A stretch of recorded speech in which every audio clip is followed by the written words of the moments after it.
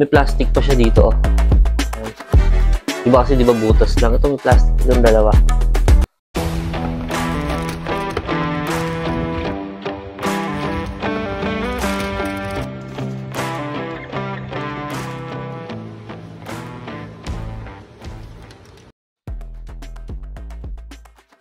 So yun guys, umorder tayo ng isang sapatos sa Japan sa Sneaker Dunk.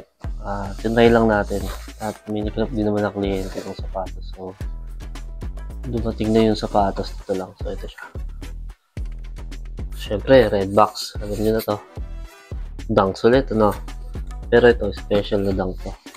Kakaibang dunks. So unbox natin. Sa box, ito agad yung makikita mo. Authentication card para sa ikakatahimik ng mga buyer na hindi fake yung shoes. Yan. Malaki naman dito. So, labas natin yung mismong sapatos na. At kung ano yung meron sapatos na ito kesa sa regular na dunk. Nike Dunk na Chicago Split na colorway. So, ito. Ang ganda, no? Yun ang kulay na to. At ang isa pang pinagkaiba, yung leather niya. Yung leather niya is tumbled leather yung ginamit.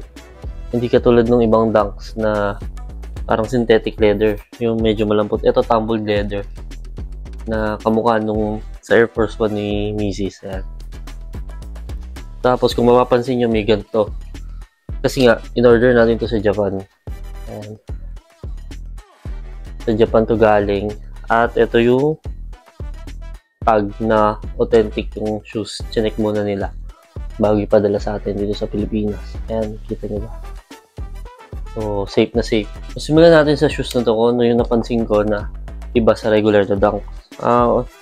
Maliban dun sa leather, ang una ko nga napansin, syempre, yung medyo mabigat siya. Siguro dahil dito sa, hindi naman mabigat ha, parang compare lang dun sa dunk na mga regular dunks. Mas mabigat to. Konti lang. Ito pinakaiba niya. Umpisa natin dito sa outsole. Ayan.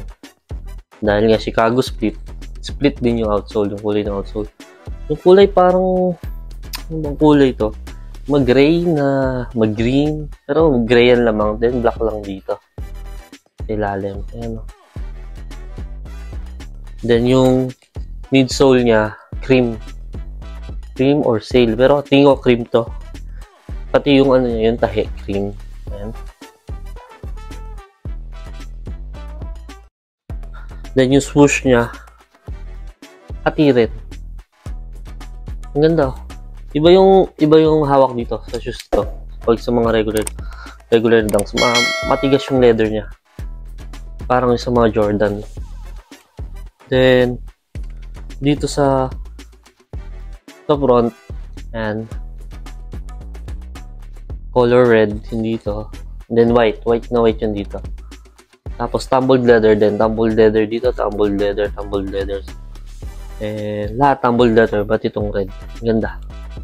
Dito, black lace. And then, yung sa tang, kulay cream din. Then yung Nike, tingnan nyo, split din. Pati sa likod, split. Ayan, split na split, di ba? Hindi naman ganun kakapal na parang SP. Pero mas parang makapal siya sa mga regular na dunks. Ayan. Then ito, napansin ko. Yung lagayan dito ng sintas. Ayan, parang may plastic pa siya dito, oh. Ayan. Diba kasi diba butas lang. Ito may plastic dito ng dalawa. Then, ayan, sa likod, yung Nike din na brand. Naka-split din siya. Ayan, split din yung design. Nakita nyo ba? Ayan guys. Same to ah. Pati sa isang pair, ganun din. Same na same. Ayan. Nandito lang yung pasunod na sintas na color white. Oh. Ayan. Kung bibili kayo nito, yung authentic nito may sintas na color white. Tapos, ang pinaka-default niya, yung black yung nakalagay. Ah. Ingat kayo. Pero madali naman mapansin kung fake. Sa hawak pa lang. Sa hawak pa lang ng sapatos na to. Iba na yung mafe-feel mo. Ayan. Tingnan nyo malapitan yung pair.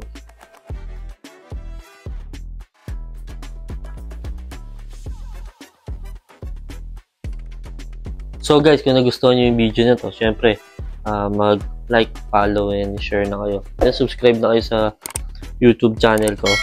Andyan yung mga social media links sa baba, sa description. And then, napapansin nyo yung damit.